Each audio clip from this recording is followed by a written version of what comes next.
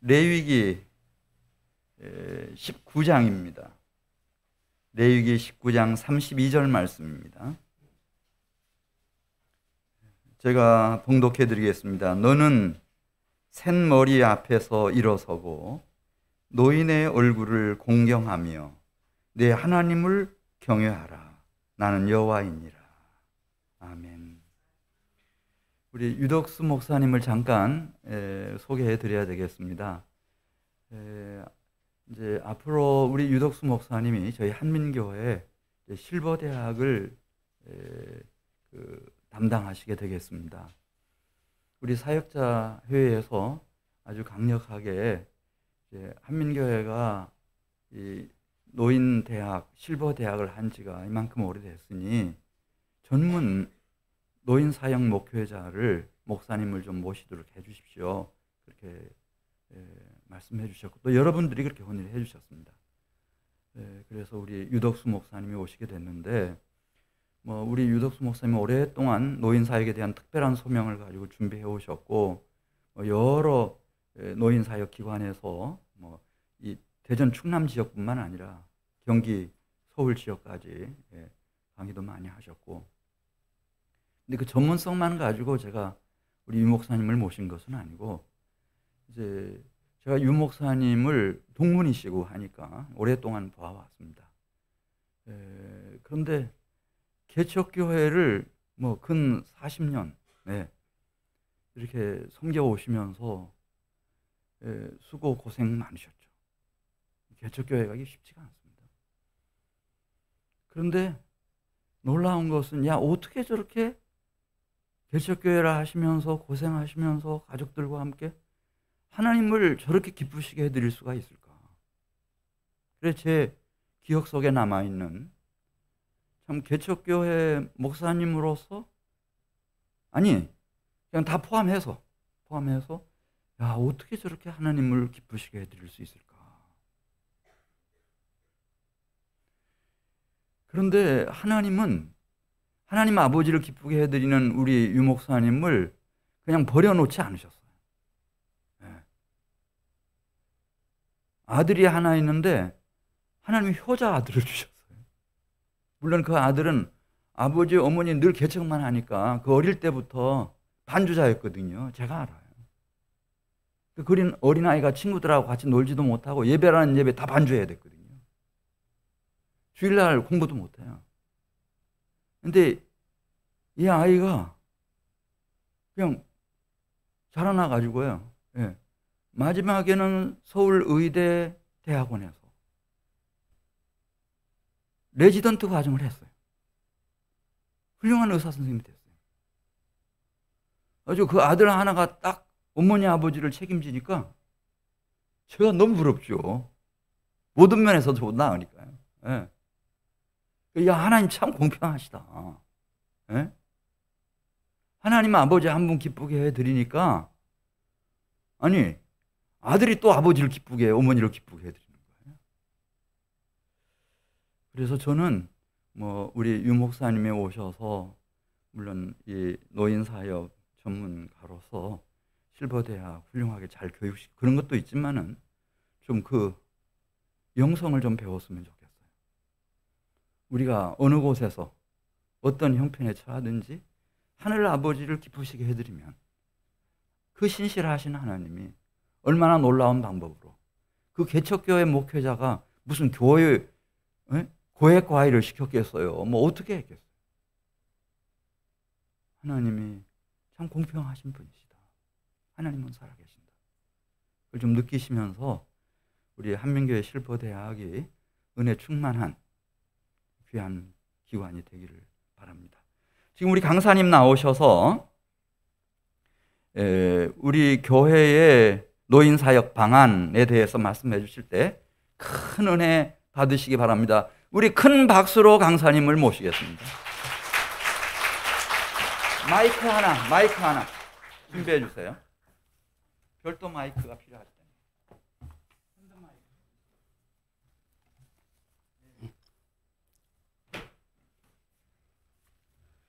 2023년 새해 맞아서 첫날 오늘 한민교회에서 예배 드릴 수 있음을 감사하고요.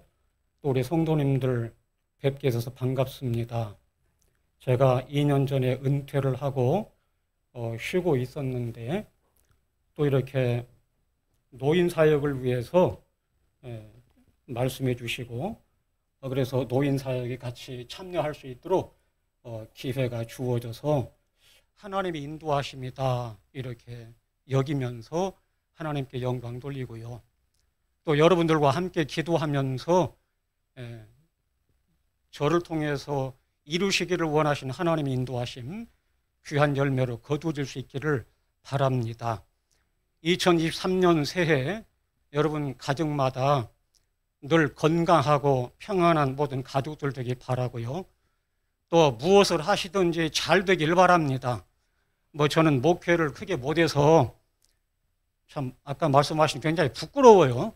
목사가 부끄러움이 있는데 그러나 주님 앞에서 성도들 앞에서 제가 드릴 수 있는 말씀이 있다고 하면 그것은 오직 주님만 바라보고 믿음으로 사십시오.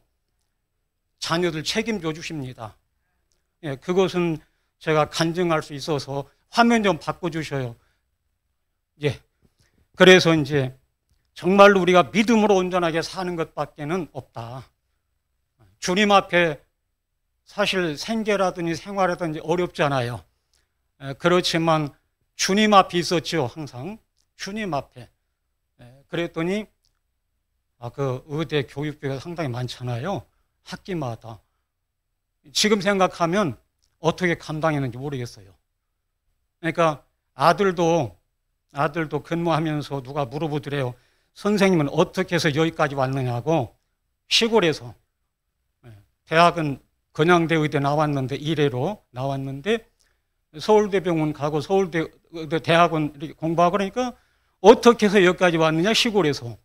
그러니까 아들이 대답하기를 참 기특하다고 생각했네요. 부모님이 기도입니다. 했다는 거예요. 그래서 속으로 고맙더라고요. 그래서 기왕에 나온 얘기니까 조금 말씀드리자고 하면 간증으로 말씀드리는 건데 정말 주님 앞에 온전히 사십시다. 아멘.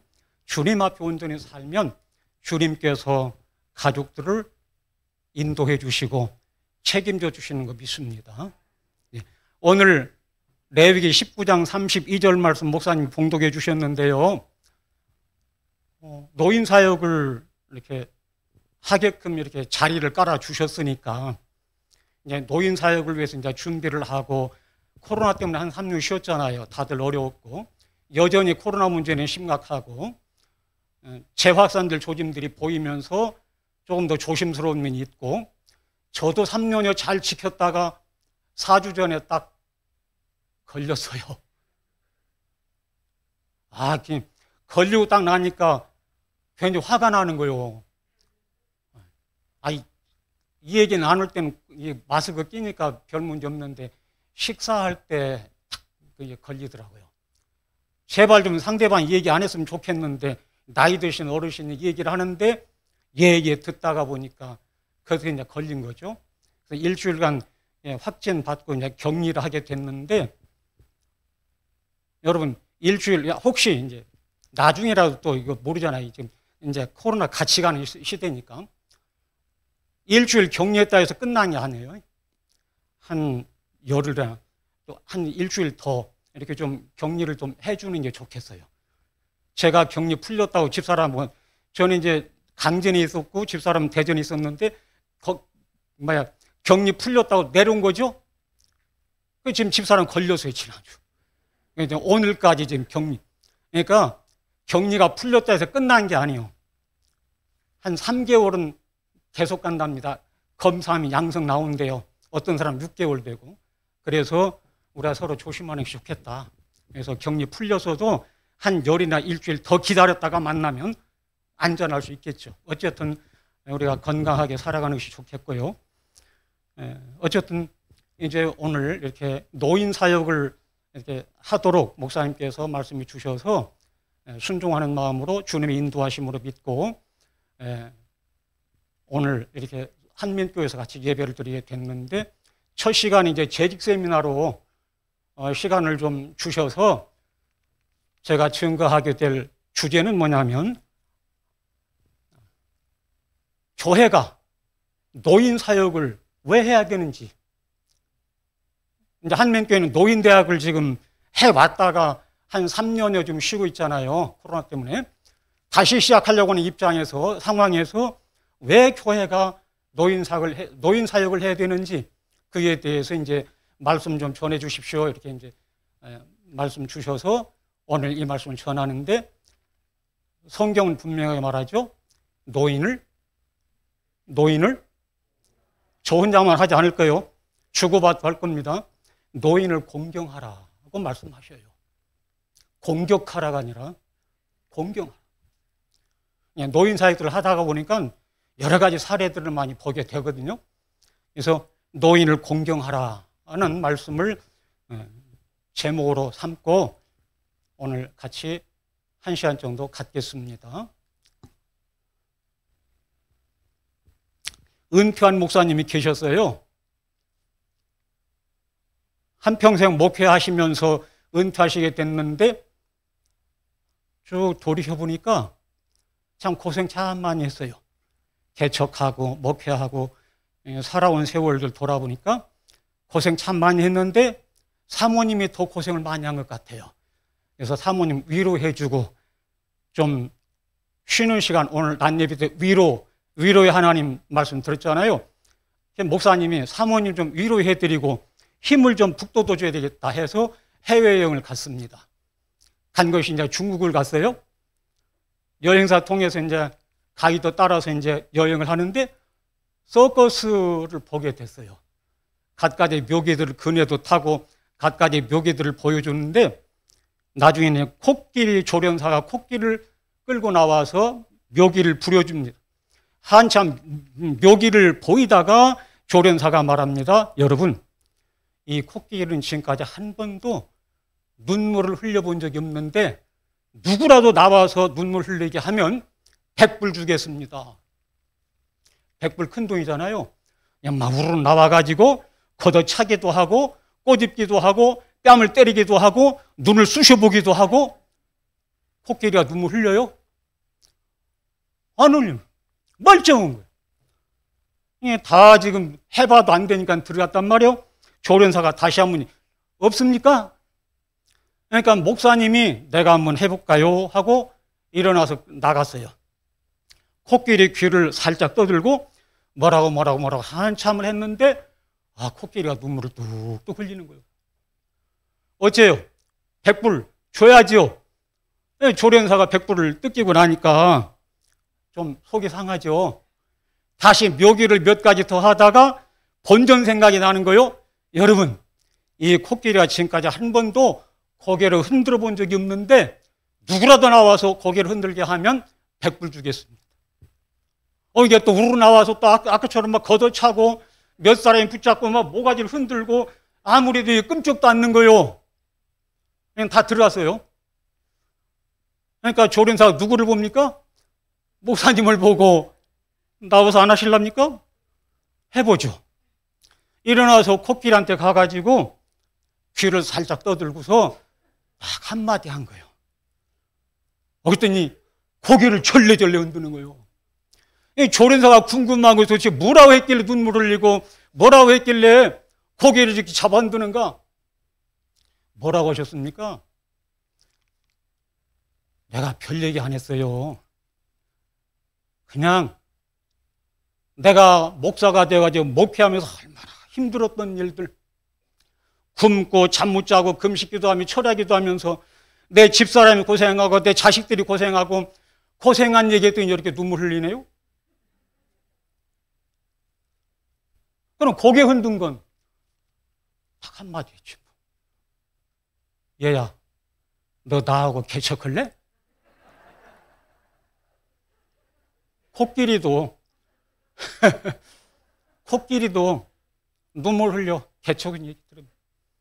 이제 제가 한민교회 우리 전용인 목사님 정말 사랑하고 존경하는 목사님입니다. 여러분들보다 어쩌면 더 오랜 기간 동안에 알고 지냈던, 제가 신학을 하기 전부터 알고 지냈던 목사님이시거든요. 전주 모교회 출신이고 그런데 목회하시면서 지나온 세월들을 한번 회상해 봤어요. 아, 우리 목사님 정말 고생 많이 하셨죠. 오늘의 한민교회를 보면 얼마나 든든하고 아름답고 멋집니까? 그냥 세워진 게 아니죠. 처음부터 이 상황이 아니었다 그 말이에요. 정말 어렵게 눈물 흘리면서 옆에서 뭐 가까이 있었다고 해도 되나요?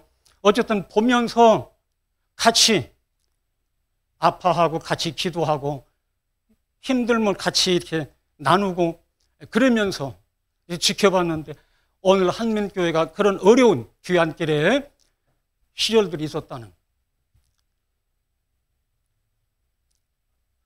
그만큼 우리는 또 그 어려운 길을 같이 걸어오셨다고 볼 수 있죠. 그렇기 때문에 더 뜨겁고 더 돈독하고 더 아름다운 믿음의 동력자들이 된 줄로 믿습니다. 저는 이제 목회를 하면서 이제 상담을 하게 됐어요. 상담을 공부할 기회가 되어져가지고 침신대 상담대학원 2기로 이제 들어가서 공부하고 어느 방향에서 사역을 할까 이렇게 고민하다가 3학기 됐을 때 고민하다가 우리나라 고령화 사회, 그때만 해도 고령화 사회, 늙어가는 나라가 되는구나. 노인들을 위해서 준비하면 할 일이 좀 있겠구나.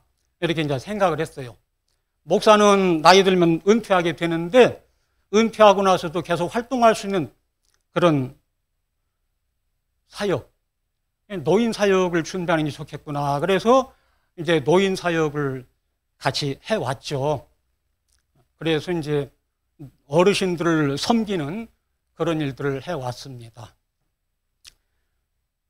자, 노인 사역을 하면서 특히 교회가 왜 노인 사역에 참여해야 되느냐 하는 질문을 던질 수 있어요. 교회 사역을 보면 아동 사역이 있죠. 오늘 임명식 보니까 영아, 유치부, 유년부, 초등부, 아동 사역이 있어요. 그런가 하면 청소년 사역이 있죠. 중고등부. 연령대 따라서 이제 학년 따라서 이렇게 부들이 이제 나눠지게 되겠지만 또 청년 사역이 있습니다. 뭐 대학부가 있을 수 있고 또 청년부가 있을 수 있고 청년 사역이 있고 그런가 장년부. 지금 오늘 보니까 남선교회, 여선교회 이렇게 나눠져 있죠. 그래서 막 제1, 제2 막 이렇게 또 나눠지더라고요. 연령대로 나누는가요? 이렇게 나눠요.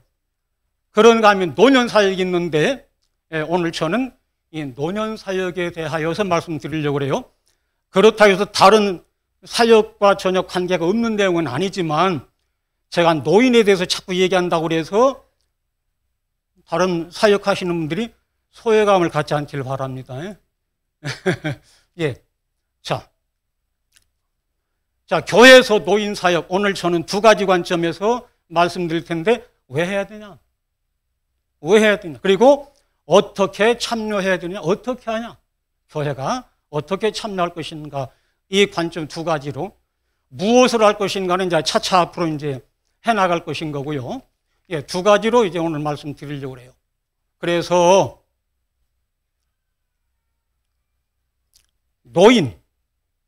노인 사역에 대한 인식이 새로워질 수 있기를 바랍니다.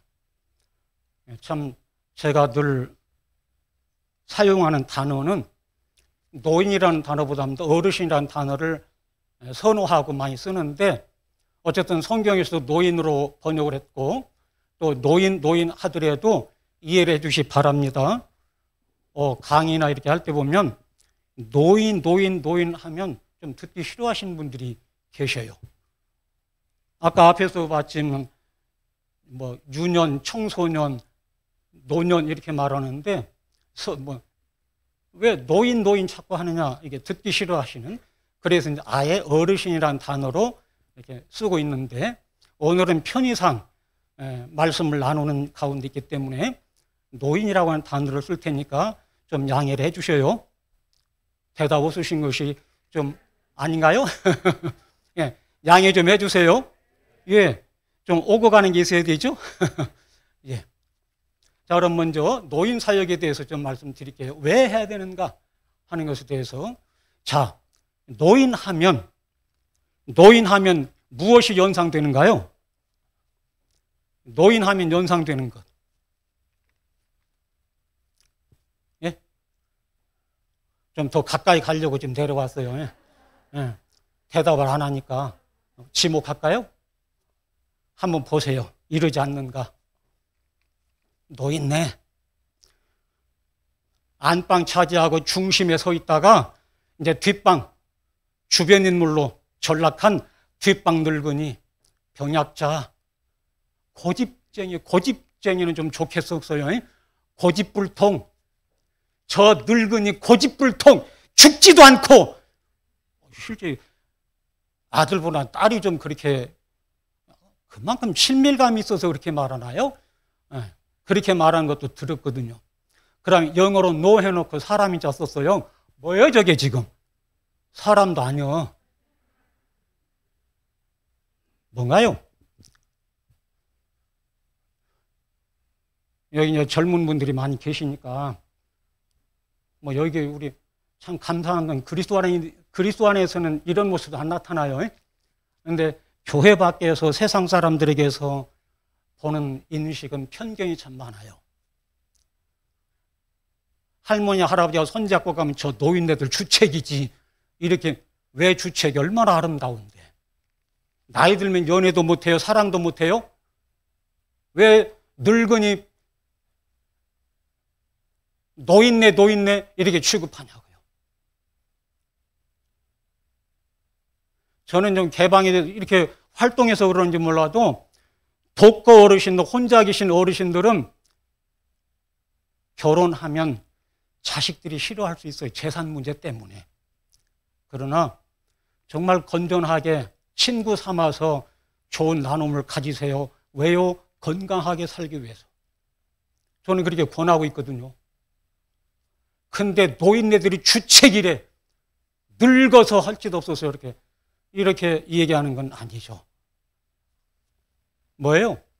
무시하는 거죠. 무시하는 거죠. 나도 나이 들면 세월 막을 수 없는 거고요. 나도 나이 들면 노인이 되는데 나는 항상 젊을 것처럼 여기면서 이 나이 그대로 갈 것처럼 여기면서 어르신들의 모습을 아름답게 보지 못하고 추하게 보고 무시하느냐고 말이요. 여러분, 노인은 무시할 대상이 아닙니다. 잘 아시죠? 아프리카 속담. 노인 한 사람이 죽으면 뭐가 없어지는 것 같다? 노인 하나가 죽으면 도서관 하나가 없어진 것과 같다고 말해요. 그만큼 삶의 지혜가 이따가도 보겠습니다. 삶의 지혜가 풍부한 사람이요. 한 시대를 살아왔던 노인 어르신들이요. 그죠? 네. 오늘날 대한민국, 아까 한민교회도 말씀드렸지만 오늘날 대한민국이 처음부터 그랬나요? 얼마나 어려운 시절들을 겪어왔었습니까? 황폐화된 나라였잖아요. 이 나라가 오늘 이렇게 되기까지는 누가 있었나요? 누구예요? 지금 저는 빼야 되겠는데 70대라고 하면 안 되겠다. 저를 뺀 70대, 80대 어르신들, 60대, 50대 이제 나이가 이제 아래로 내려갈 수 있는데 그분들 아니었으면 대한민국 있었겠느냐고 말이에요. 이미 세상을 떠나신 어르신들, 그들의 땀과 그들의 피와 그들의 노력과 그들의 힘과 그들의 역사로 인해서 오늘 대한민국이 있는 거예요. 그걸 총체적으로 봤을 때 하나님의 은혜고, 그죠? 하나님의 은혜, 하나님의 섭리 가운데 대한민국이 발전됐고 축복받은 나라가 됐다고 간증할 수 있지만 그건 간증이요. 실제로는 하나님은 사람을 통해서 역사하셨기 때문에 저들의 수고와 노력이 없었으면 가능했겠느냐고 말이에요. 그런데 왜 늙었다고 무시하느냐 이 말이에요. 그건 아니다. 존중받아야 돼요. 뭐 존경까지는 말하지 않겠어요. 이따가 한참 얘기를 할 건데 존중해야 돼요.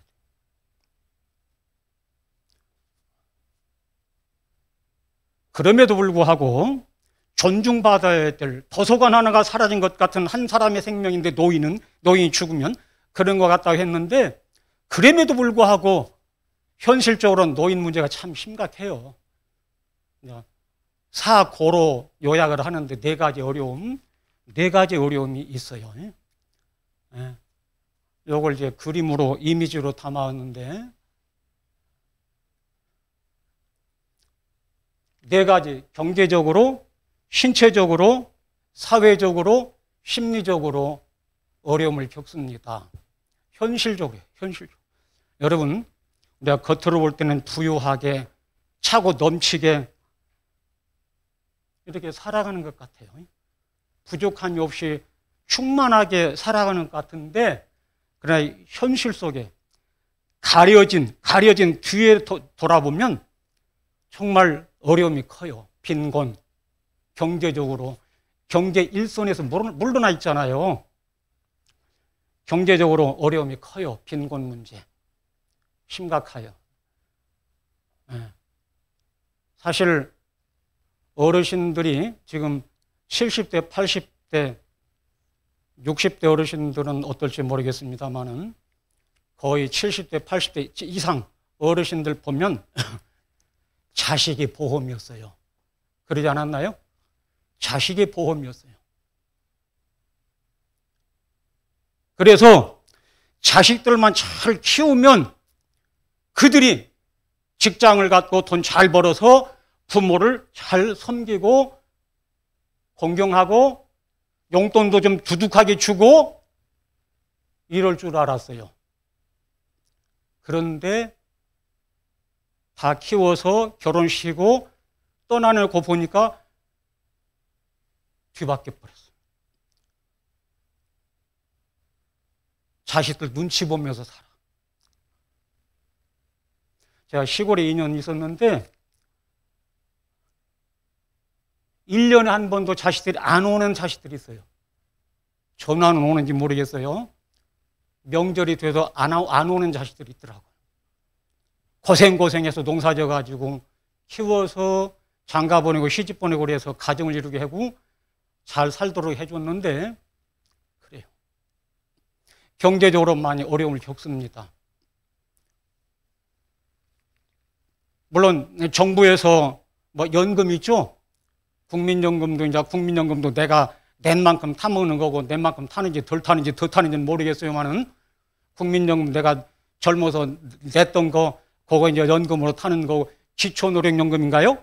뭐 30만 원 선에서 뭐 재산이 좀 있는 것 따라 이제 22만 원도 되고 뭐 이렇게 좀 줄어들기도 하죠. 그리고 또 뭐가 있나요? 없어요. 직장 생활하다가 이제 연금 타면은 20년 이상 직장 생활해서 공무원이라든지 해서 연금 타면 몰라도 거의가 경제적으로 어려움을 겪습니다. 어려움을 겪어요. 그런가 하면 신체적인 질병, 적어도 나이 드시면 노화 현상이 일어나기 때문에 40대 후반부터는 노화 현상이 일어나기 때문에 신체 관리, 운동도 하고 관리 잘 해야 되죠. 건강 관리 잘 해야 돼요. 항상 건강하다 해서 늘 건강한 게 아니에요. 근데 보통 병원 다니면서 약을 타는데 한두 군데가 아니라 서너 군데 약을 아마 복용해야 될 거예요. 나이 드시면. 그죠? 9988-234 얘기합니다. 99세까지 뭐 팔팔하게 살다가 이틀만 앓고 3일째 되는 날은 죽는다. 죽으라. 그렇게 해서 9988-234 하십다 하는데 어디선가 강의할 때 한 분이 그래요. 선생님, 234도 길어요. 깜짝 놀래요. 왜요? 자식들이요. 이틀 앓는 것도 싫어해요. 그럼 어떻게 해요? 하루만 앓다 이튿날 죽어야 되는데 세상이 어떻게 가고 있는지 우리가 알아야 돼요. 건강관리 우리 해야 돼요. 여러분, 내가 건강하지 않으면 자식들 불효자로 만듭니다. 왜 그래요? 아들이고 며느리고 딸이고 사위고 다 직장, 맞벌이고 직장 활동해요. 내가 아파서 누워있다든지 병원에 입원해 있다든지 와서 간병할 수가 없어. 돈으로 해결해 간병인 사서 이제 붙여주는 것밖에 없죠. 저희 어머님이 늘 하시던 말씀이 있어요. 잠자다가 죽게 기도해달라고. 잠자다가 저녁 잘 먹고 잠자다가 딱 죽게 기도해달라고. 근데 참 감사하다고 그래야 될까요? 뭐라 해야 될까요? 어머니 돌아가신 걸 감사하다고 해야 될까? 저희 집에 오셔서 40일 만에 돌아가셨어. 저희 집에 오셔서 집사람 고생 참 많이 했지만은 딱 40일 참 새벽에 이제 저녁 잘 잡수시고 돌아가셨죠. 근데 어쨌든 건강 문제가 심각한 거예요. 그래서 우리가 건강을 잘 관리해야 되고요. 그 다음에 사회적으로 고독 문제. 여러분, 혹시 내 가정에 노인 어르신 계신다면 말 한마디라도 조심스럽게 잘 하십시오. 내가 말 한마디 어떻게 하냐에 따라서 천국 되고 지옥 되고 그래요. 아무것도 아닌 말 한마디인데 서운한 마음이 탁 와요. 아무것도 아닌 말인데 기분이 좋아요. 너무 쉽게 우울해지고 쓸쓸함을 느끼면서 고독해하고 누가 눈빛만 잘못해도 소외감 딱 느끼고 저기 가면 안 되겠구나. 눈치가 빨라요. 그래서 고독 어쩔 수 없이, 왜냐하면 젊었을 때 내 삶의 터전에서 물러났잖아요. 친구도 없어요. 전혀 상황이 바뀌어져 버리니까 친구도 없고 만날 사람도 없고 그러다 보니까 새로운 친구 사귀는 것도 쉽지가 않고 외로울 수밖에 없습니다. 그리고 정서적으로는 무위라고 해서 무위. 남아도는 게 시간이요. 근데 할 일이 없어요. 할 일이 없어. 아니, 친구를 찾아가는 것도 한두 번이지. 그 사람들은 바쁘게 일하고 있는데 나는 할 일 없다고 가서 남의 시간 뺏는 것도 한두 번이지. 이게 쉽지 않은 거죠. 대전에서 이제 목회할 때 은퇴하신 목사님들을 만나게 될 때 그분들 하시는 말씀이 남아도는 것이 시간이요. 근데 갈 데가 없대. 근데 정작 제가 은퇴하고 나서 본 게 정말 그렇디다. 갈 데가, 오라는 것도 없어요. 오라는 것도 교회에서 불러줘야 한 번씩 가죠. 오라는 데도 없죠. 갈 데도 없지. 무위, 정말. 근데 이런 어려운 문제들이 복합적으로 어우러지면서 결국은 바로바로 안 뜨네요. 결국은 뭐 해요? 극단적인 선택을 해요. 이제 제가 노인 상담제 준비해가지고 활동하면서 강의도 하고 상담도 하고 이렇게 이제 하는데, 제가 주로 많이 강의하는 주제가 자살 예방이에요. 그래서 자살 예방 강의를 이제 나가서 하게 되는데, 그러면 이제 이렇게 교환을 작성해야 되잖아요. 그러면 통계청 자료를 봐야 돼요. 매년 9월 달에 통계청 자료가 발표되거든요. 그러면 전년도 자살 어떻게 됐나. 그게 궁금한.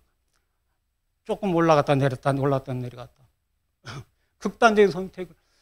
지금 14년째 우리나라 자살률이 OECD 35개국, 36개국, 37개국 그러는데 1위예요, 1위.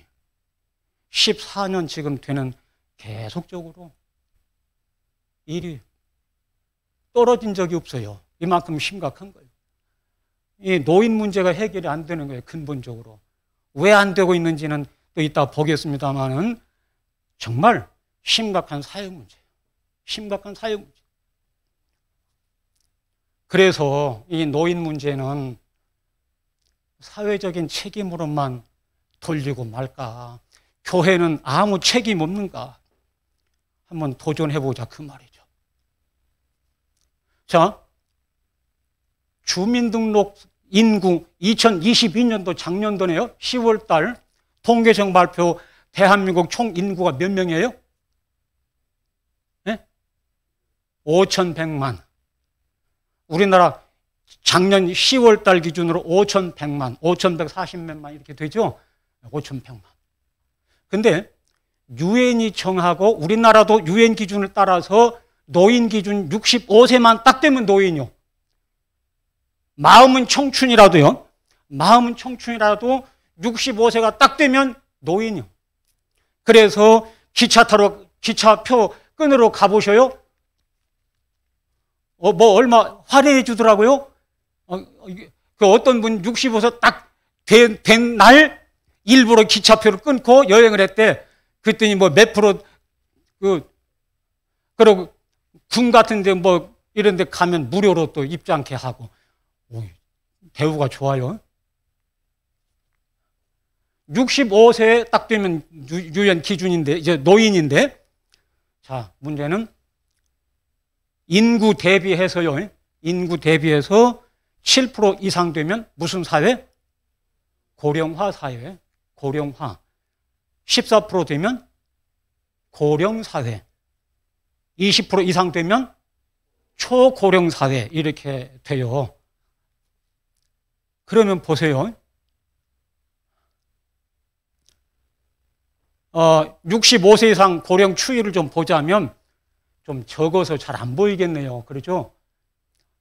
여기 2019년도에 14.9%면 무슨 사회가 됐나요? 고령 사회가 됐죠. 7% 고령화, 14% 고령, 20% 이상 초고령이니까 2019년도에 고령 사회가 이미 돼버렸어요. 그럼 초고령 사회는 어느 때쯤 가나요?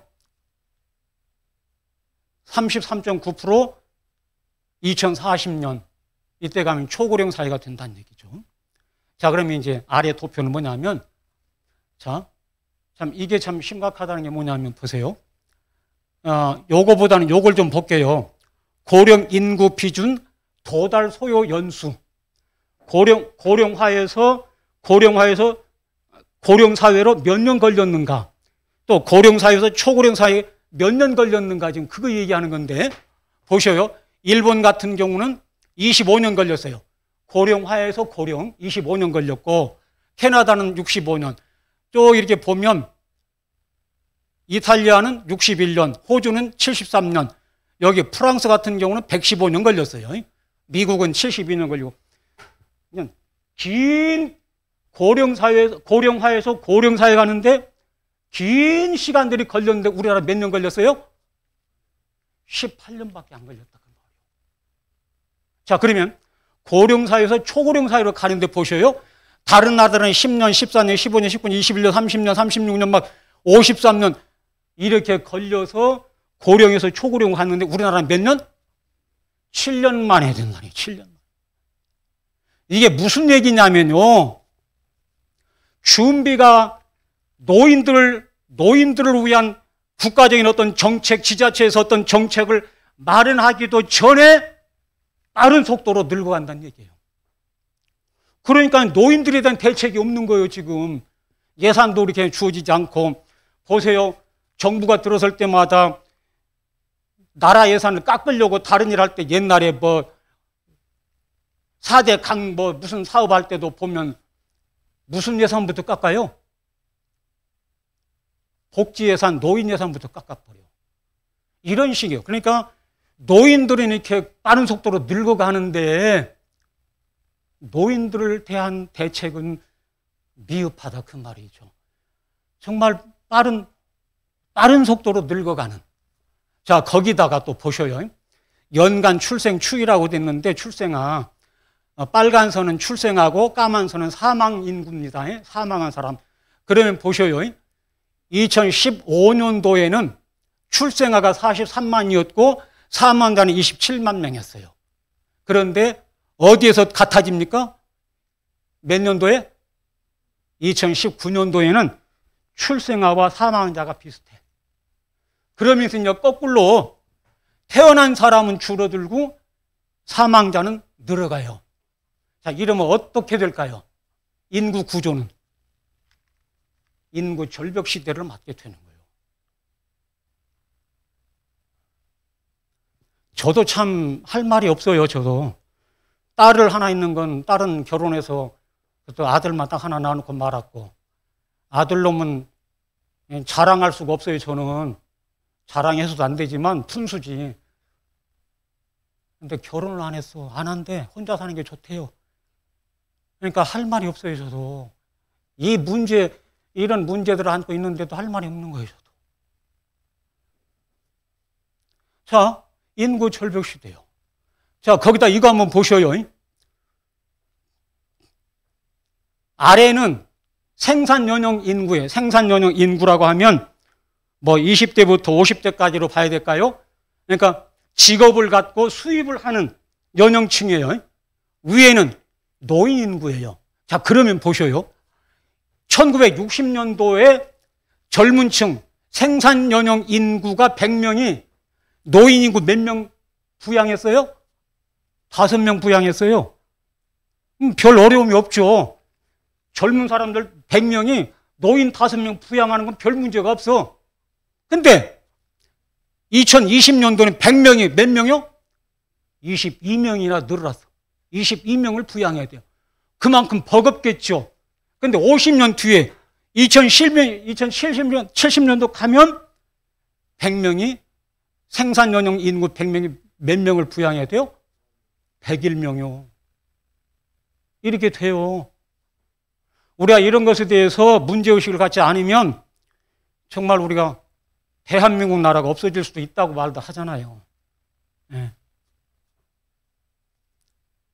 자, 그리고 이제 또 요거는 작년도 22년도 11월 2일부터 7일까지 트렌트 모니터 조사기관에서 조사한 19세부터 59세 1000명 대상으로 조사한 건데요.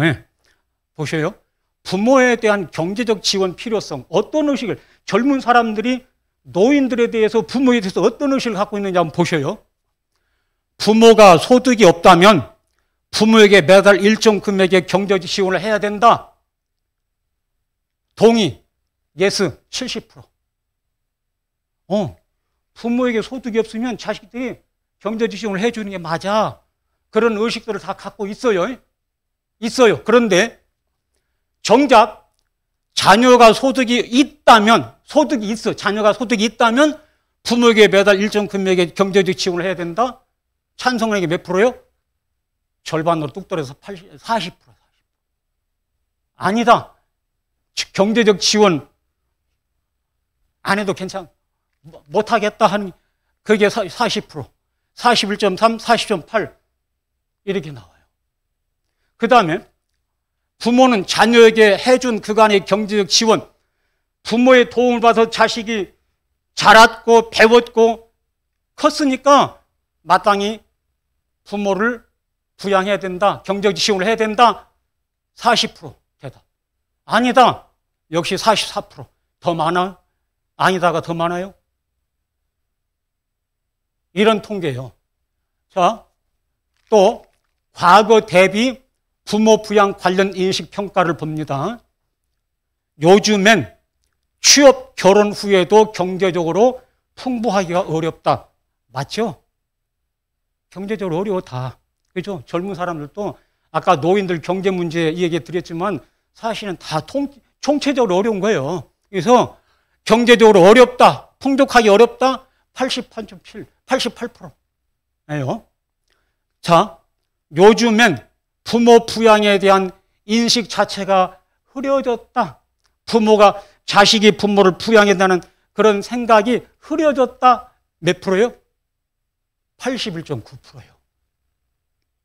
자, 요즘엔 첫째나 아들의 부모 부양 의무가 흐려지는 것 같다. 아들이라고 해서 첫째라고 해서 맞이, 뭐 딸도 맞이 부모 생각하잖아요. 그런데 첫째나 아들이 부모 부양하는 것 의무 흐려졌다. 몇 프로예요?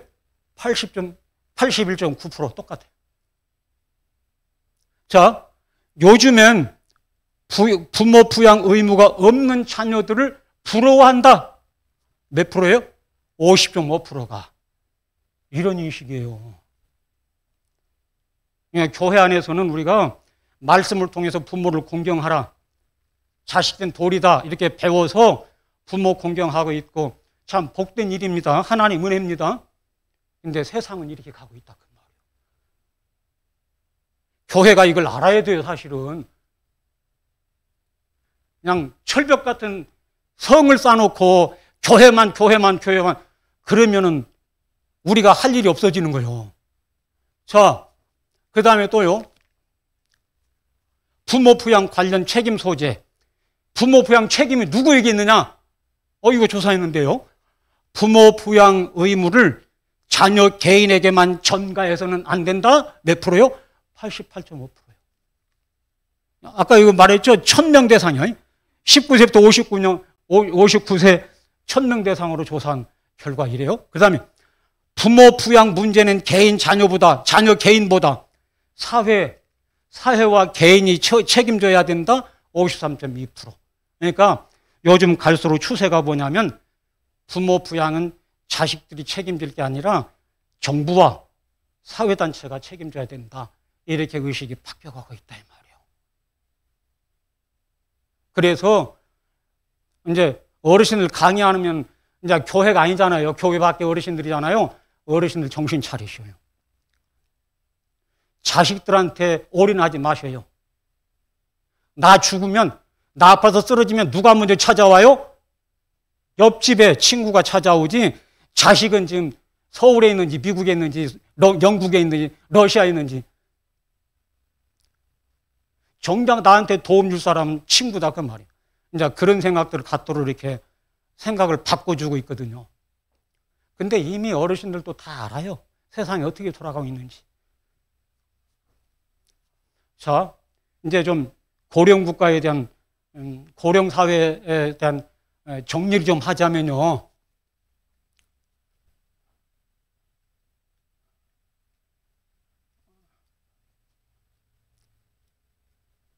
원인과 문제, 구분과 대책을 좀 설명을 할게요. 고령국가로 간 고령국가, 고령화사회, 고령사회, 초고령사회로 가는 원인은 뭐냐면 출산율 저하요. 결혼하지 아니한 것과 결혼을 해도 자녀 없이 사는 경우 이 출산율 떨어지는 것이 참 심각하고요. 또 뭐 의술이 발달되고 약이 좋은 약들이 많고 좋은 음식들을 먹으니까 평균 수명이 연장되죠. 그래서 옛날에는 오래오래 사세요 그러면 그게 덕담이었어요. 어르신들한테 오래오래 사세요 이렇게 말하면 좋아하셨어요. 근데 지금 그렇게 말하면요 욕하지 말래요. 오래오래 사는 건 좋은 게 아니에요 요즘. 그래서 그냥 2, 3, 4는 빼고 9988 하세요. 건강하게 사세요 이렇게 말합니다. 건강하게 하루를 살더라도 건강하게 사세요. 평균 수명 연장. 그래서 100세 시대라고 말합니다. 어떤 사람 욕심 많게 120세대라고 말하는데 어쨌든 100세 시대를 살고 있단 말이에요. 자, 고령국가 문제는 뭘까? 노인인구 부양 부담이 증가돼요. 노인인구가 많아지면 생산형 인구가 줄어들잖아요. 자녀들을 안 낳기 때문에. 그래서 젊은 층에서 노인들을 부양하는 부담이 얼마나 커지냐고 말이죠. 그 다음에 경제 성장은 더욱더 둔화돼 어려워질 수밖에 없어요. 갈수록 경제는 어려워지고 그 다음에 노인 문제는 또 심각해지고요. 앞에서 설명드렸던 걸 요약한 거죠. 그래서 이제 노인 그 고령 국가에 대한 구분을 좀 한다면 고령화 사회, 고령사회, 초고령사회 이렇게 7%, 14%, 20%로 규정하고 있고요. 자, 그러면 대책은 뭐냐? 저 미국에서 인터넷 뉴스로 제목만 잠깐 봤는데 내용은 안 보고요. 제목만 잠깐 봤는데 미국에서 한국의 출산 장려 정책에 대해서 좀 비판한 내용이 있더라고요. 제목이 뭐냐면 4조 원인가? 그동안 몇 년 동안 몇 조 원을 쏟아부었는데 출산 정책은 하나도 효과가 없더라. 그 돈이 다 어디로 갔대요? 몇 조 원을 썼답니다. 우리나라가 몇 년 동안 몇 조 원을 썼는데 출산 정책 하나도 효과가 없더라. 이렇게 이제 비판하는 뉴스였는데, 예. 어쨌든 국가적으로 지자체마다 출산 정책 많이 신경 쓰죠. 그래서 뭐 어디선가는 세 식구 되면 다자녀 가정이더만요. 세 식구 되면 뭐 100만 뭐 얼마씩 지원해 준다고요? 100만 단위 같은데 매달 얼마씩 지원해. 지역마다 좀 달라요. 자녀를 낳으면 몇십만 원 주고 뭐 선물도 주고 막 이렇게 지금 지자체마다 달라. 출산 장려를 하려고요. 자, 그런가 하면 노인 일자리 창출. 그 왜 길거리마다 이렇게 가다 보면 비닐 들고 집게 들고 이렇게 쓰레기 줍는 분들 계시잖아요. 노인 일자리요. 노인 일자리. 그래서 월 몇 시간씩 하면 27만 원 주는 거 9개월 동안.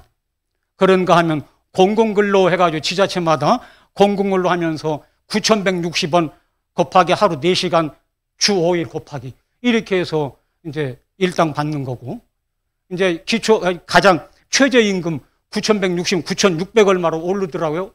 이달부터. 이런 일자리, 안정된 일자리는 없어요. 그것도 4개월, 뭐 몇 개월 이래요. 그래서 일자리 창출 좀 근본적으로 어르신들이 자기 어떤 전공 분야라든지 어떤 직업적인 기술이나 이런 것들 활용하면서 일할 수 있는 곳이 있으면 좋은데 그렇게 되지는 않고 있어요. 정부가 바뀔 때마다 이번에도 그랬잖아요. 일자리 없애를 줄인다고. 노인들이 얼마나 그걸 불안해해요. 노인 일자리 없앤다고 그러니까 줄어든다고 하니까 불안하게 여겨요. 그럼 몇 푼이라도 받는 거 그거 못 받게 될까 봐. 굉장히 예민합니다. 일자리 문제. 그 다음에 실버 산업 육성이죠. 그래서 이제 실버뱅크 이렇게 보면 시니어뱅크죠. 시니어뱅크에 가서 보면 그 수의를 만들기도 하고 여러 가지 장례용품들을 만들어서 이렇게 팔죠. 그래서 소득을 얻고, 또 시니어클럽 뭡니까 어르신들 중심으로 한 커피숍이라든지 식당이라든지 이런 걸 운영하게 하면서 이제 실버 산업을 육성하고, 그래서 노인들을 위한 그 정책들을 만들어내고 활용하고 있고 그러죠. 자, 그래서 왜 교회가 노인 문제를 신경 써야 되냐 하면 사회만의 책임으로만 돌릴 수 없다는 거예요. 가정과 지역사회, 국가, 그리고 교회를 포함한 종교단체, 노인 복지관 같은 데 보면요, 교단에서 운영하기도 하고, 어느 한 교회가 운영하기도 하고, 노인 복지관을, 또 불교에서 운영하기도 하고, 어떤 SK라든지 기업에서 운영하기도 하고 그렇더라고요. 그래서 사회복지시설 이렇게 운영하면서 노인들을 위해서 이렇게 관심 갖고 움직이는 것을 볼 수 있어요. 그래서 교회도 노인들을 위해서 관심을 갖고 좀 책임의식을 갖고 참여하는 그런 마음을 가져야 되겠다 하는 것이죠. 자, 특히 성경에서 노인에 대하여 말씀하고 계시는데, 레위기 19장 30절 우리가 본문으로 봤죠. 센 머리 앞에 일어서고 노인의 얼굴을 공경하며 노인에 대한 관심이 있다 그 말이요. 예? 출애굽기 10장에서 신명기 32장에서 잠언 23장에서 노인들에 대한 말씀이 있어요. 하나님의 관심만이 있단 말이에요. 또 민수기 11장 6절 보면 지도자를 세우는 데 있어서 노인, 백성의 장로와 지도자가 될 만한 노인을 70명 세우라. 그래서 오늘 젊으신 분들 일꾼 세웠는데 젊으신 분들 일꾼 세우지 말라는 말이 아니라 노인들을 소외시키지 말라는 거죠. 예, 백성의 지도자로 세울 대상 노인으로 하나님께서 말씀하시는데 그들에게는 뭐가 있어요? 삶의 연륜이 있고 경험이 있고 노하우가 지혜가 있어요. 그걸 무시하지 말라는 하나님께서 명하셨어요. 또 마태복음 14장 전통을 중시하는 장로들을 책망하시는 예수님 말씀 볼 수 있어요. 그래서 부모를 공경하라, 어른을 공경하라는 얘기죠. 마태복음 19장에서 역시 내 부모를 공경하라, 예수님께서 말씀하셨어요. 또 에베소서 6장 2절 내 어머니와 아버지를 공경하라. 베드로전서 5장 5절 보면 장로들에게 순종하고 서로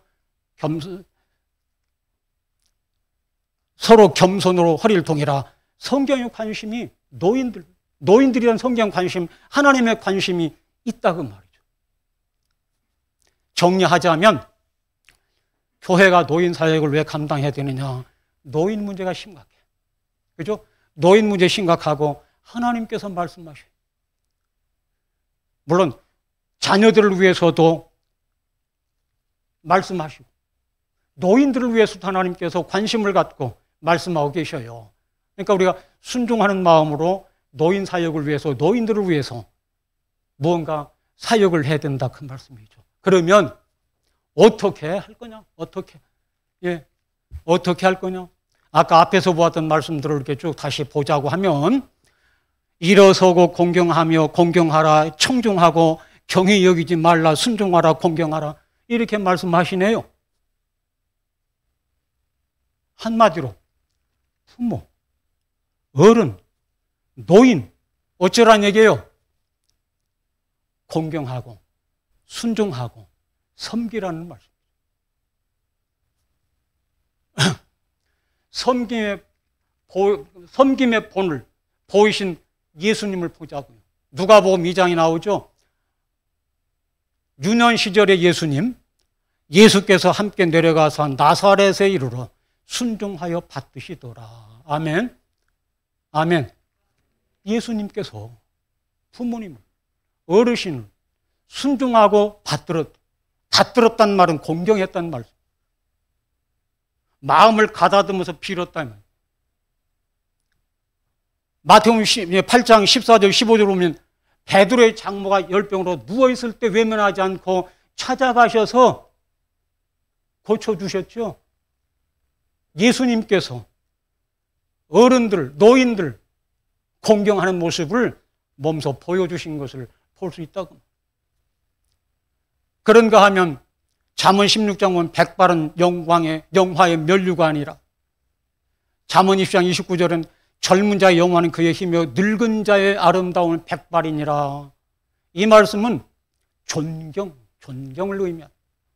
존경의 대상이다. 예. 자, 그 다음에 또 신명기 32장 7절 보면 물으라. 노인에게 물으라. 아버지에게 물으라. 어른들에게 물으라. 노인들과 의논하라. 말씀하셔. 왜냐하면 욥기 12장 보니까 늙은 자에게는 지혜가 있고 장수하는 자에게는 뭐가 있어요? 명철이 있느니라. 늙은 자에게, 노인에게는 뭐가 있느냐면 지혜가 있듯이. 인생 살아온 세월 안에 지혜가 있어. 경험이 있어. 노하우가 있어. 그걸 들을 수 있는 귀가 있어야 된다, 그 말이죠. 자, 르호보암 왕, 우리 알죠? 솔로몬의 아들이죠? 솔로몬의 아들. 르호보암 왕이 노인을 무시하죠. 그래서 결국 이스라엘은 둘로 쪼개지게 되죠. 열왕기상 12장 8절 보면 왕이 노인들이 자문하는 것을 버리고 자기 앞에 모셔 있는 자기와 함께 자라는 어린 사람들과 의논하여 그들의 말대로 행했더라고 말이에요. 그래서 버렸다고 하는 것은 버리고는 무시했다고 말이에요. 결국 나라가 쪼개지는 결과를 가져오게 돼.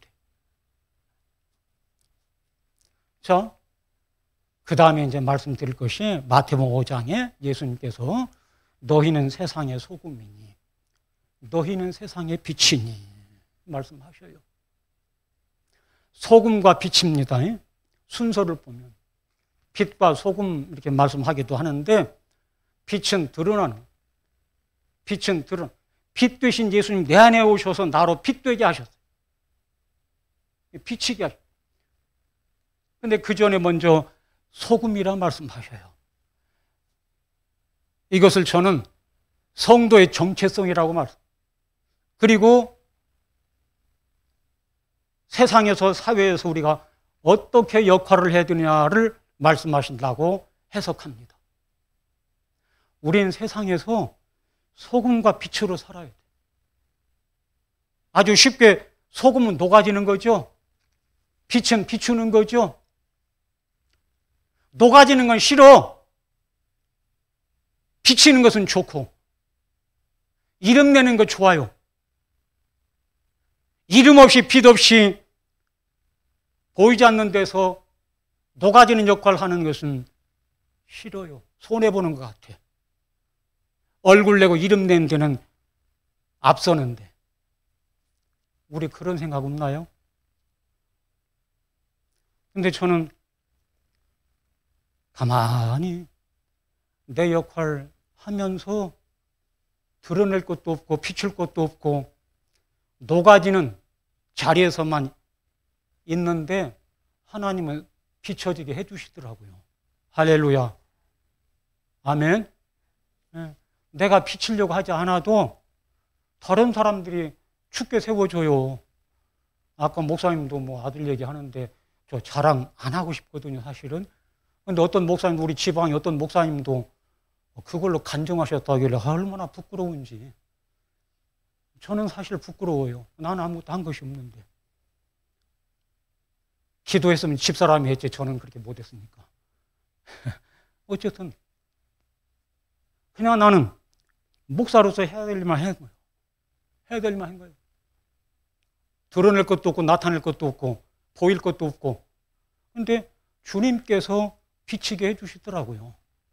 인정받게 해주시고. 그래요. 우리가 세상에서 소금으로 빛으로 역할을 감당해야 되죠. 그래서 좀 세 가지로 요약할게요.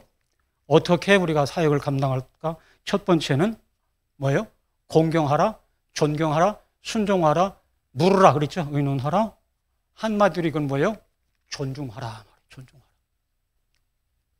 존중 건너편은 뭐가 있어요? 무시하는 거예요. 여러분, 존중하는 자 되십시다. 어른을 어른으로서 존중하십시오. 내 부모를 존중하십시오. 내 이웃을 존중하세요. 남편은 아내를 존중하시고요. 오늘 물론 성경은 존경, 공경 얘기하고 있는데 그 말 저 안 쓸게요. 저도 못하고 있으니까. 존경받을 그런 일 자식들 앞에서 모르겠어요. 자식들이 우리 엄마 아빠 존경스럽다고 그런 말 하고 다니는지는 모르겠는데 그럴 자신은 없어요. 그러나 존중받고는 싶어. 존중받고 싶어. 남편은 아내를 존중하고 아내는 남편을 존중하고 부모는 자식을 존중하세요. 자식은 부모를 존중하시고요. 무시하지 마세요. 또 웃기는 얘기 한번 할까요? 아마 다 아실 것 같은데 남편이 늘 자기 아내에게 당신이 뭘 알아? 남편이 뭐 얘기하면 아내가 뭐라고 한마디 또 해요. 거들어요. 그러면 당신이 뭘 알아? 가만히 있지. 그럴 때마다 속상하고 기분 나쁘고 자존심 상하고 막 그래. 근데 어느 날 남편이 갑자기 죽었네. 요즘에는 다 장례시장 가서 장례 지도사가 자격증 있어가지고 다 진행하잖아요. 이튿날 염습하면서 입관 딱 해놓고 반뚜껑 닫으려고 눈을 번쩍 떴네. 거기 있는 사람 다 놀래 자빠져요. 근데 아내가 관뚜껑 닫으세요. 제일로 놀란 사람이 누구요? 관 속에 있는 남편이 나 살았는데 꺼내주라고 막 소리를 쳐요. 근데 아내가 뭐라고요? 당신이 뭐라 알아? 의사가 죽었다는데. 네. 무시하지 말라고요. 존중해요. 자, 그러면 요 얘기 좀 할까요? 하나씩 떠야 좀 좋은데 이럴 때 다 떠버리니까 좀 이렇게 할게요. 좀 여기 어떻게 눌러지면 딱 다워야 존중하나요? 어른이 어른다워야 존중을 하든가 말든가 하지. 그렇지 않던가요? 우리들은 안 했다고 치고 다른 사람들 부모가 부모다워야 존중을 하든 존경을 하든 뭘 하지. 부모답지도 못해. 다워야 존중하냐 그 말이에요. 그러면 어떤 근거로 다움을 평가할 수 있나요? 커트라니 뭐예요? 목사가 목사다워야 존중하든지 존경하든지 공경하든지 하지. 장로가 장로다워야 되고 물론 간단해서 설교는 그렇게 그리스도인들은 그리스도인으로서 그리스도인답게 살아야 됩니다. 답게 얘기해요. 답게 살아야 됩니다. 그 기준은 성경이죠. 주님께서 말씀하신 대로 순종하면서 그리스도인답게, 성도답게, 목사답게, 장로답게, 권사답게, 집사답게 살아야 된다. 이 얘기를 해요. 그러나 커트라인이 어떻게 돼요? 얼만큼 지켜야 다움이 가능할까요? 그냥 쉽게 한번 이렇게 생각해 봤어요. 쉽게 그냥 10계명 갖고 얘기합시다. 평신도는 10계명 50%만 지키면 성도 다움이고, 60% 지키면 집사 다움이고, 70% 지키면 권사 다움이고, 80% 지키면 장로 다움이고, 90% 이상 100%는 지켜야 목사 다움이다. 뭐 이런 거 있나요? 다움. 다워야 된다고 하면 얼만큼 해야 다웁니까? 저도 자신이 없어요. 다워야 한다면, 목사 다워야 된다면 자신이 없어요. 이니까, 내 부모이니까, 내 부모님이니까 내가 존중해야 되는 거예요. 내 남편이니까, 내 아내이니까, 내 자식이니까, 내 부모니까, 어르신이니까, 나라의 지도자든 사회 지도자든 교회 지도자이니까 존재 그 자체가 가치 있고 중요한 것이기 때문에 그러니까 존중하자 그 말이에요. 정말 내 마음에서 존경은 안 되더라도 존중할 수는 있다고 말이에요. 존중하자 그 말. 그래서 우리가 서로 존중하는 마음을 가져야 돼요. 교회 안에서도 우리 교회 믿음의 식구들 서로 존중합시다. 아멘. 싫으면 대답 안 하시면 싫은가 봐. 존중합시다. 존중해. 서로 존중해. 오늘 새로 임명되신 분들도 많으시던데 그분들의 믿음을 존중합시다. 그분들을 위해서 기도해 주시고요. 사명 감당 잘 할 수 있도록 각 부서에서 그 직분 따라 잘 감당할 수 있도록 기도해 주시고, 격려해 주시고 해주시라. 존중해. 이니까. 다워서가 아니라, 다워서에 미치지는 못할 망정, 이니까, 어르신이니까, 노인이니까, 내 부모이니까, 내 남편이니까, 내 자녀이니까, 내 아내이니까, 이니까 존중하자 그 말이에요. 아시겠어요? 우리가 그리스도인으로서 그리스도인이니까 우리가 우리를 존중하고, 세상 사람들도 우리가 존중하고, 존중하는 거 굉장히 중요해요. 저는 인간관계, 모든 인간과에서 세 가지 단어를 잊지 말라고 늘 얘기합니다. 세 가지 단어. 이해하고, 존중하고, 배려하라. 바퀴가 세 개이기 때문에 균형 잘못 잡으면 넘어져 버려요. 균형을 잘 조화롭게 이루어야 돼. 이해하고, 존중하고, 배려할 때 관계는 아름다운 관계가 돼요. 좋은 관계가 돼요. 이니까 우리가 존중하는 거예요. 두 번째로는 소금과 빛이 되라고 그랬어요. 소금과 빛은 교회가 감당해야 될 사회적인 역할이에요. 우리가 구원받은 하나님의 백성, 천국의 시민권을 가진 자들이고, 저들은 예수 안 믿으면 지옥 갈 백성들이야. 이렇게 담을 쌓아놓고 있으면 안 된다 그 말이에요. 우리가 나가서 문을 열고 나가서 그들에게 소금으로 빛으로서 우리의 정체성을 드러내면서 그들에게 우리가 어떤 역할을 해야 전도의 기회도 있는 거고 그런 거 아니겠어요? 교회가, 성도들이 세상을 향해서 역할을 해야 돼. 바로 영향력을 끼치자 그 말이에요. 여러분, 영받사, 영향을 받는 자가 되기를 원하십니까? 영주사, 절간 이름 오는 거 아니에요? 영주사, 영향을 주는 자가 되기를 원하십니까? 영끼사, 영향을 끼치는 자, 주는 자나 끼치는 자나 그게 그건데, 받는 자 되지 말고, 세상으로부터 영향을 받는 자 되지 말고 영향을 끼치는 자, 영향을 주는 자가 되십시다. 주님의 사랑으로, 주님의 은혜 입고, 주님의 능력으로, 주님의 힘으로, 에너지로 주님 주시는 지혜와 명철로 세상에서, 직장에 가서, 사업장에 가서, 학생은 학교 가서 내가 소속한 공동체 안에서 영향을 끼치는 자, 영향을 주는 자, 영주사가 돼야 돼. 영기사가 돼야 돼. 네. 그래요. 우리는 영향력을 끼치는 자입니다. 아멘. 영향을 주는 자요. 그러니까 사회를 향해서 소금과 빛의 사명 드러내려고 하지 말고 녹아지면서 영향을 주는 자가 돼. 그것은 어떻게 시작할 수 있습니까? 관심을 가지면서. 관심을 가지면서. 육체적인 면, 정신적인 면, 사회적인 면, 영적인 면. 건강 문제 어떠신가 돌아보고. 노인 사역이 노인들 대상이지만 우리가 포괄적으로 모든 사람들, 나와 관계 있는 사람들, 육체적인 면, 건강은 어떻게? 음식은 잘 먹고 있는가? 잠은 잘 자는가? 이런 것들. 정신적인 면, 외로움은 없는가? 쓸쓸함은 없는가? 죽고 싶은 생각 하진 않는가? 얼굴 표정만 봐도 어떻구나. 그러면 그분들에게 다가가서 관심 갖고 다가가서 말을 붙이면 대화가 돼요. 우리가 소금 역할, 빛 역할이 어려운 거 아닙니다. 자, 사회적인 사회관계, 친구가, 또래가 있는가? 같이 얘기를 나눌 만한 사람들이 있는가? 네. 영적으로 종교적인 문제든지 어떤 정신적인, 어떤 철학적인 문제, 뭘 생각하고 있는지,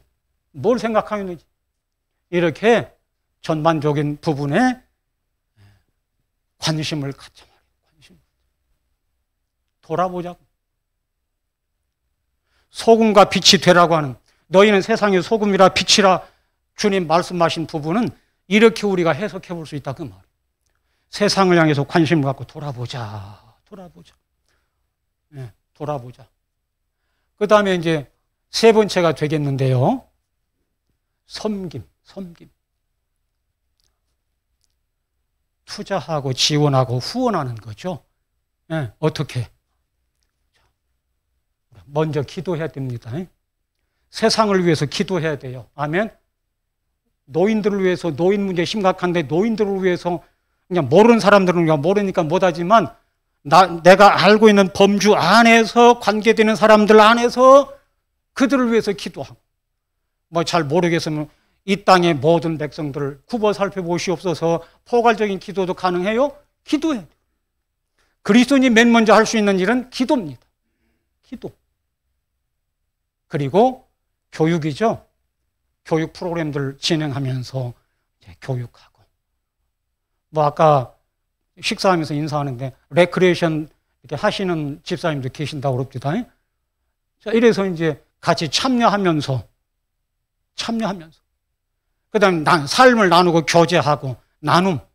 먹는 것도 나눔이고 이 얘기 나누는 거 수다 떠는 것도 나눔이고 나눔을 통해서.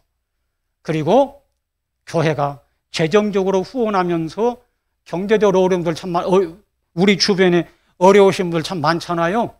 그들에게 실제적으로 도움을 주는 역할들도 필요하고요. 다양한 방법들이 있겠습니다. 예. 요한일서 보면 우리가 사랑할 때 표현해야 돼. 실제적으로 배고프면 밥 사 먹어, 빵 사 먹어, 추운데 옷 사 입어. 그런 말은 누구라도 할 수 있다 그 말이에요.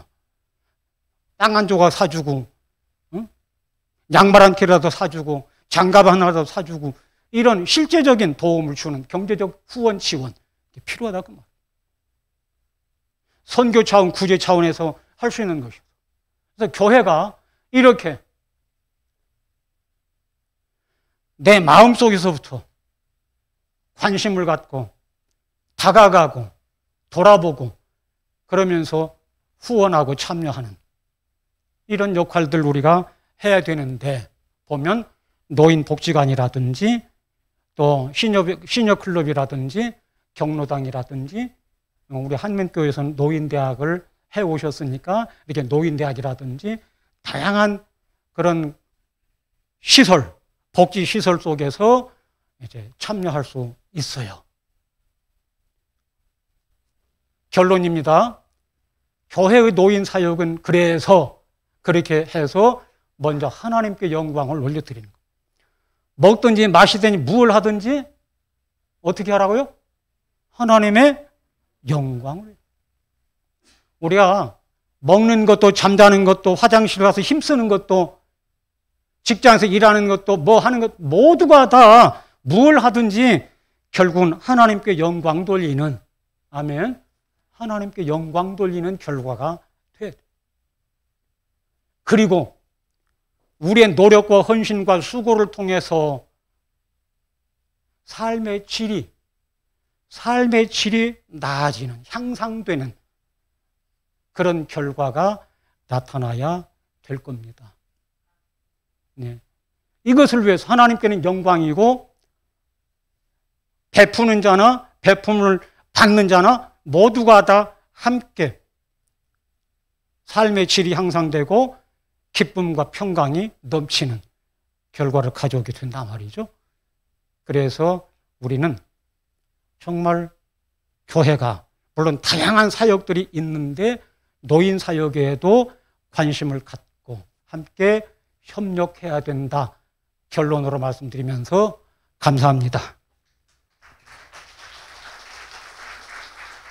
기도하겠습니다. 하나님 감사합니다. 2023년도 여전히 코로나 상황은 좀 불안해요. 그렇지만 주님 안에서 조심스럽게 문을 열어가려고 합니다. 한민교회 노인 사역이 물론 다른 모든 전반적 사역들이 왕성하게 활발하게 진행되는 가운데 노인 사역도 진행될 수 있도록 도와주시고, 그래서 노인의 문제, 사고로 어려움을 겪는 그분들에게 실제적으로 도움이 되고 힘이 되고 삶의 질을 향상시키고 종국에는 하나님께 영광 돌리는 귀한 사역이 될 수 있도록 은혜 내려 주시옵소서. 우리 한민교회 담임 목사님이신 우리 전동인 목사님에게 능력과 성령 충만 주시고, 아버지, 이 한민교회를 더욱 아름답게 왕성하게 부흥하며 하나님의 기쁨을 더해가는 교회로 세워갈 수 있도록 인도해 주시고, 우리 모든 성도들, 여기 참여한 성도들이나 오늘 나오지 못한 성도들이나 코로나로 고생하고 있는 성도들이나 모두에게 주님의 은혜와 복이 충만하고 늘 강건하게 하시고 주님의 은혜 가운데서 늘 감사와 찬양이 넘치는 삶이 되도록 인도하여 주시옵소서. 주님 은혜 감사하옵고 예수님의 이름으로 기도합니다. 아멘. 이제는 우리를 구원하신 예수 그리스도의 은혜와 아버지 하나님의 무한 광대하신 사랑하심과 성령님의 교통하심이 오늘 예배 참여한 사랑하는 우리 성도들 머리 위에 삶의 자리에 모든 가족들에게, 오늘 참석하지 못한 식구들 모두에게까지 이제부터 영원히 함께 하시기를 간절히 축원하옵나이다. 아멘.